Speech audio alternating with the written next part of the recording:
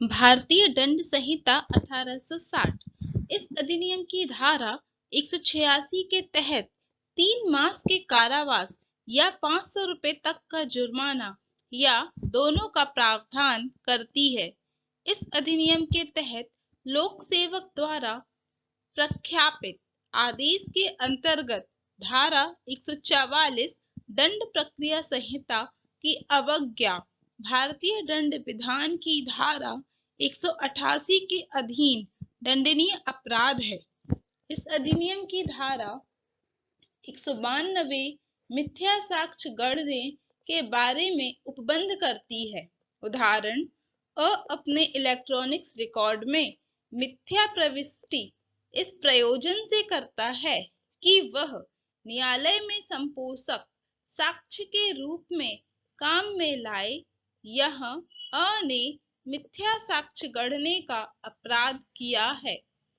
उदाहरण, एक बॉक्स में जो है इस आशय से आभूषण रखता है कि वे उस बॉक्स में पाई जाए और इस परिस्थिति में यह चोरी के लिए दोष सिद्ध ठहराया जाए। ने मिथ्या साक्ष्य गढ़ने का अपराध किया है। इस अधिनियम की धारा 193 मिथ्या साक्ष्य के दंड के लिए उपबंध करती है। इस अधिनियम की धारा 193 के तहत न्यायिक कार्यवाही के प्रक्रम में मिथ्या साक्ष्य देने के लिए 7 वर्ष के कारावास और जुर्माने का उपबंध किया गया है।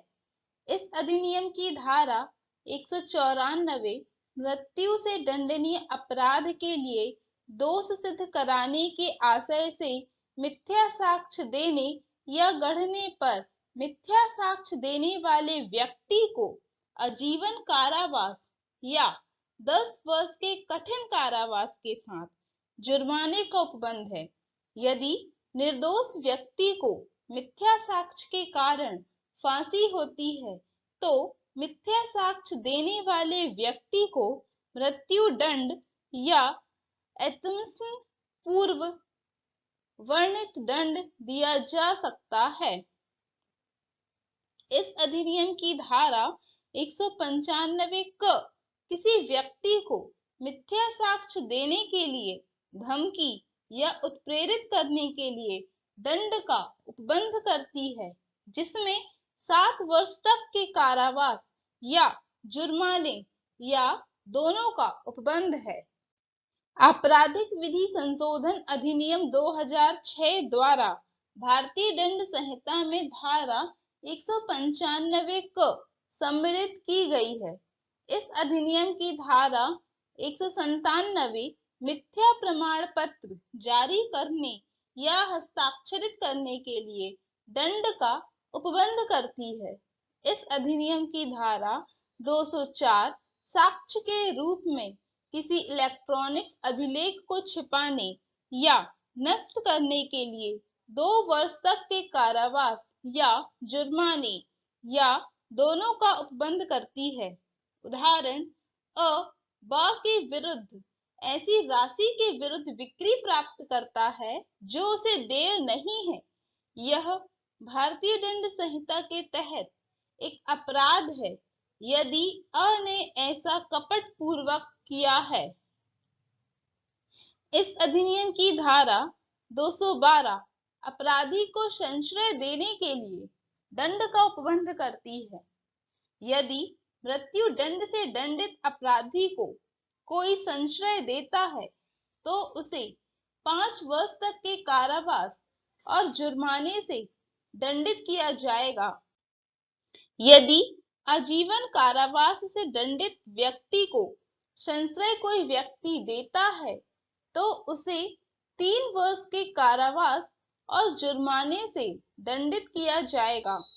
सामान्यतः अपराध कारित करने वाले अपराधियों को छिपाना और उन्हें आश्रय देना अपराध है, परंतु ऐसा आश्रय पति एवं पत्नी के बीच है तो वह अपराध की श्रेणी में नहीं आता।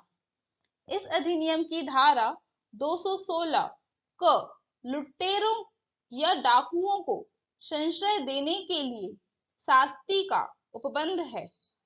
इस अधिनियम की धारा 228 ऐसे व्यक्तियों को दंडित करती है जो न्यायिक कार्यवाही में बैठे किसी लोक सेवक का शासकीय अपमान करता है या उसके कार्य में विघ्न डालता है। इस अधिनियम की धारा 228 को बलात्संग से पीड़ित व्यक्ति के परिचय को प्रकट करने पर दंड का उपबंध करती है।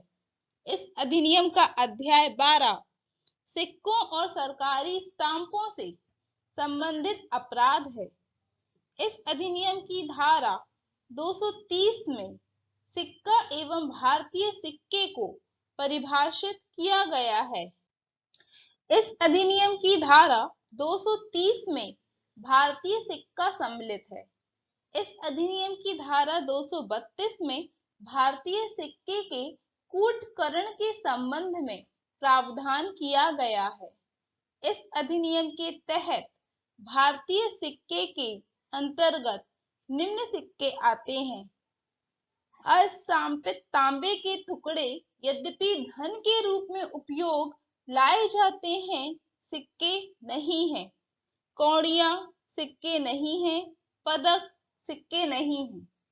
इस अधिनियम की धारा 232 भारतीय सिक्के के कूटकरण के लिए दंड का उपबंध करती है। इस अधिनियम के तहत भारतीय सिक्के में निम्न सम्मिलित हैं: कंपनी का रुपया, फर्रुखाबाद रुपया। इस अधिनियम की धारा 232 में आजीवन कारावास से 10 वर्ष तक के कारावास या जुर्माने का उपबंध है। इस अधिनियम की धारा 238 में भारतीय सिक्के की कूटकृतियों का आयात या निर्यात के लिए दंड का उपबंध किया गया है। इस अधिनियम की धारा 238 के तहत आजीवन कारावास से 10 वर्ष तक के कारावास और जुर्माने का प्रावधान किया गया है।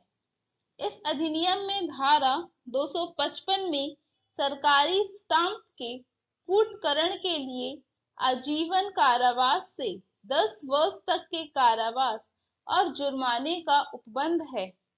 इस अधिनियम की धारा 258 कूटकृत सरकारी स्टाम्प के विक्रय के लिए 7 वर्ष तक के कारावास और जुर्माने का उपबंध करती है।